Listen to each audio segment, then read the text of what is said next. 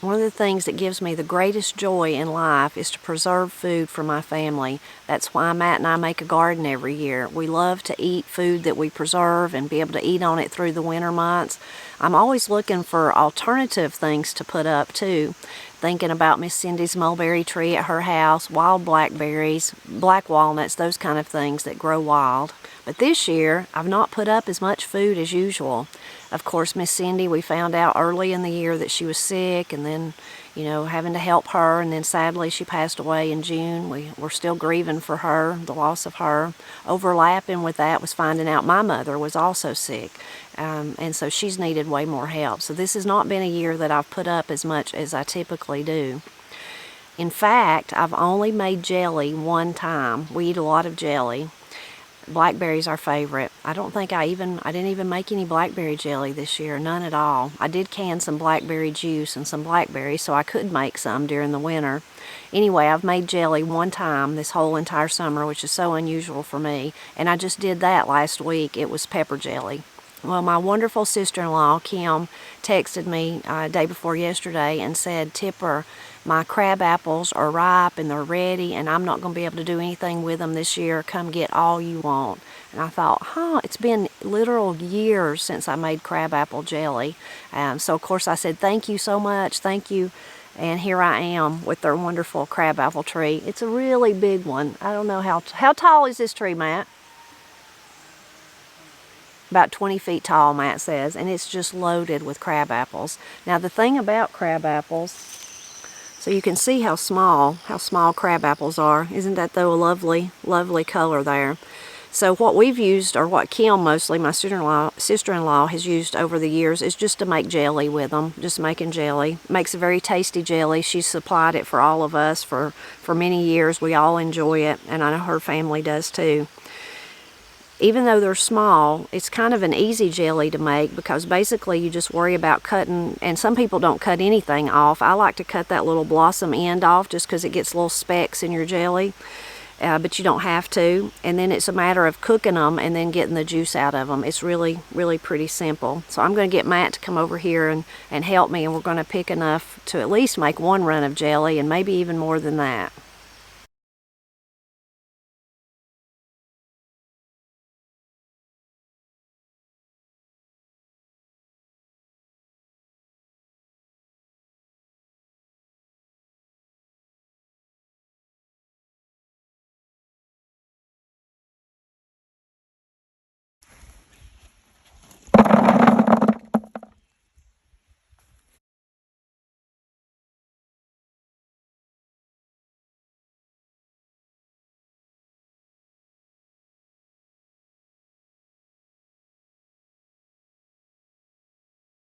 We cut off the blossom end, some of the stem ends too. If there was a bad place or anything like that, we took that off.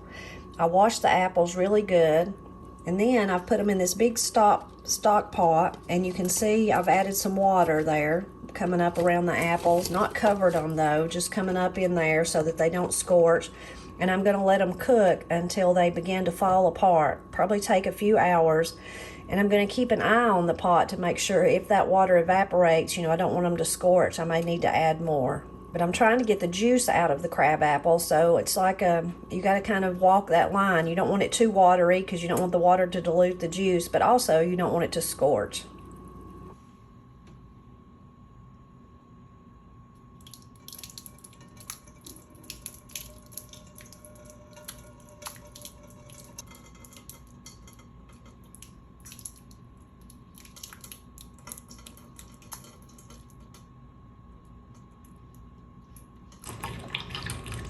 So Matt rigged up this little drain system for me so that we could put the pulp that we've cooked from the apples, we put it up here on cheesecloth. This is actually our outside table that sits outside. You can see it's just turned upside down. And he stretched the cheesecloth between the legs, zip tied them to each leg, zip tied the cheesecloth to each leg, and then we put a pot underneath. And we'll let that drain for at least a few hours, but maybe even overnight. I let the crab apples drain overnight, get all that wonderful juice. You can see how lovely, look at that color, really pretty. And you can also see it's kind of a thick juice, which is all that wonderful goodness in there. And also because it has a lot of natural pectin in it anyway. So it's a thicker juice. Really pretty color though. It's going to make some beautiful jelly. Now I need to see how much juice I ended up with. Now when I make jelly, I almost always use store-bought pectin. I almost always use Sure-Gel. Even when it's something like apples that has a lot of pectin in it, I just still go the easy route of using a box of Sure-Gel, and I know that it'll gel and I don't have to think about it and I don't have to let it cook for that really long time to reach the gel stage. But today I'm going to do it the old-timey way. I'm going to try anyway and see how it turns out. I think it will. After seeing how thick that wonderful juice is, I think it'll be fine. And lots of people prefer to do it that way because they don't like to, put any the extra pectin, because it's, of course, man-made, store-bought. They prefer the natural, and you can buy all natural pectin too. You can do that anyway. But I'm gonna try it this way today and see how it turns out. I think first though I need to find out how much I've got. Let's see if I can pour it. It's so thick and lovely.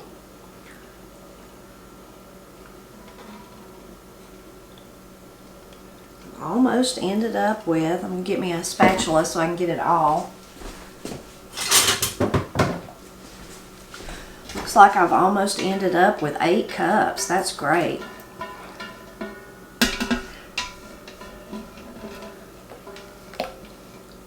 I could add just a tiny bit of water if I'm not at 8 cups, but I think I'm pretty much on the dot here. Well, maybe not. Maybe I'm about 1/4 of a cup off. So pretty. Such a pretty color. Make sure to get it out of the spoon there.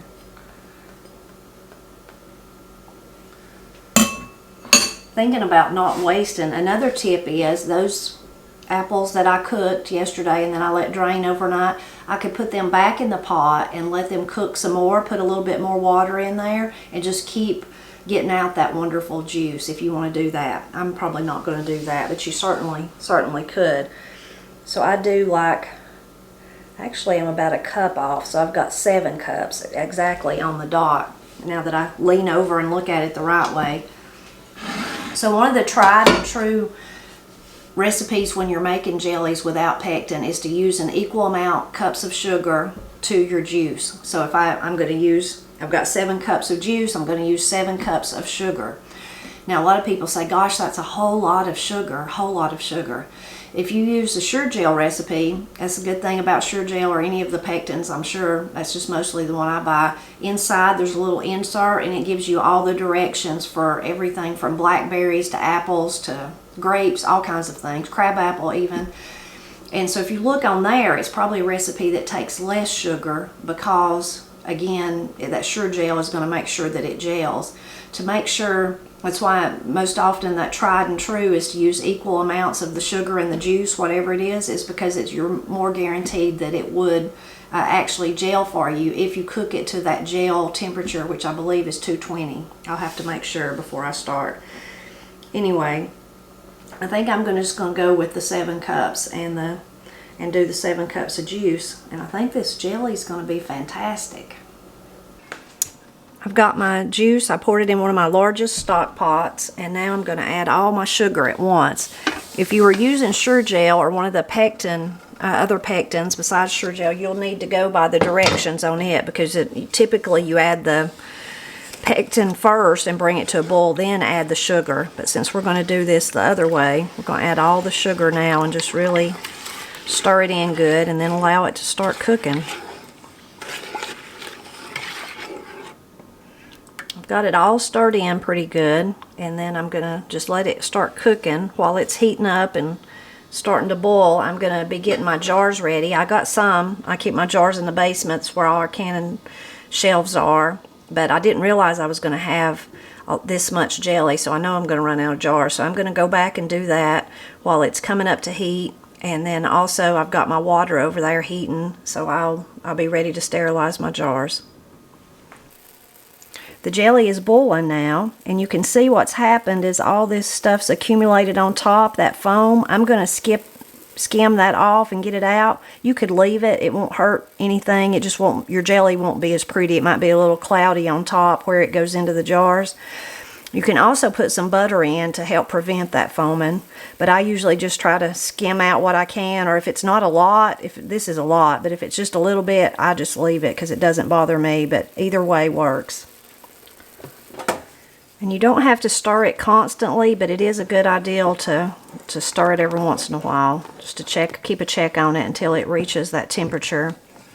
There's also another way that you can tell if it gels. Of course, Granny used to drop hers in a little cup of cold water. You could put a saucer in the freezer, and then it'll get cold that way by the time it's done, and then you can drop some out on it, and if it gels on it, then it's ready.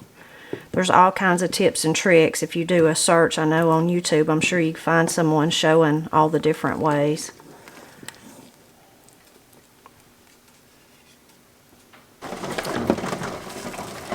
I think we're right there at 220. I did put a little saucer in the freezer, so let's see what that does. See if that tells us anything. Let that cool for just a minute, but I think I'm ready to actually start putting stuff in the jars.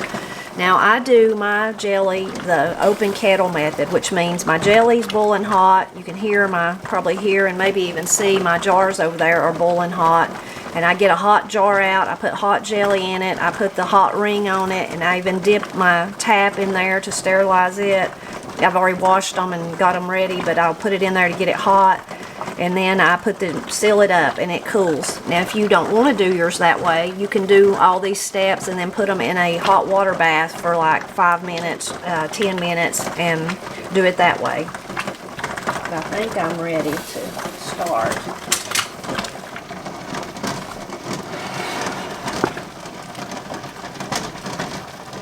A little bit more foam, but I got most of it out, and the other doesn't bother me.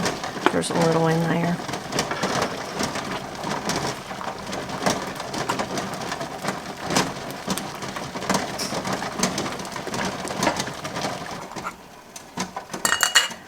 A lot of people, let's see, let me get me a towel. A lot of people take the time to wipe the top off. That's a really heated debate about that. I've never wiped mine off unless I obviously spill something on it. And if I obviously spill something on it, I wipe it off.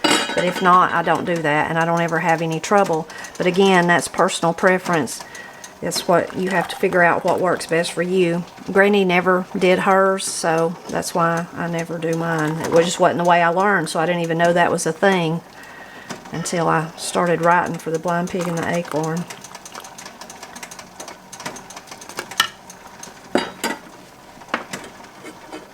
Making a mess with my jelly.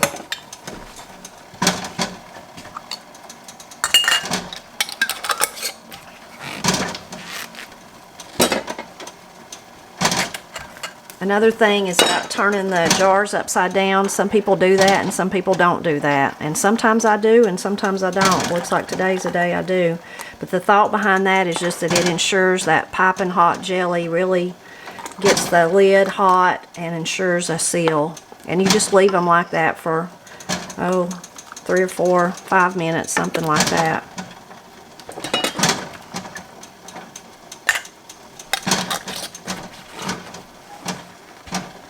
I'm going to finish, let's see, before I fill another one, let's look at our, this is on the plate. Let's see if it gelled.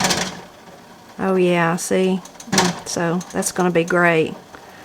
You can tell it's already gelling. Wonderful. It tastes good too. So I'm going to finish filling these, and then I'm going to really get a taste of it.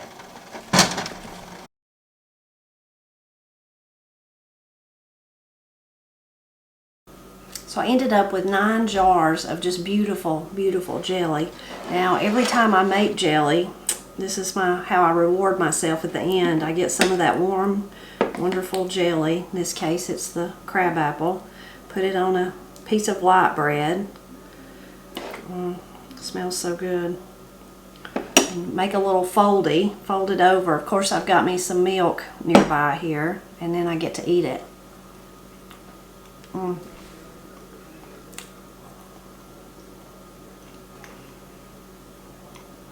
Really good. Crabapple gives a tartness to it. Of course, there's that ton of sugar, so there's sweetness. Definitely different flavor though with the crabapple than traditional apple jelly, because you've got that little tartness.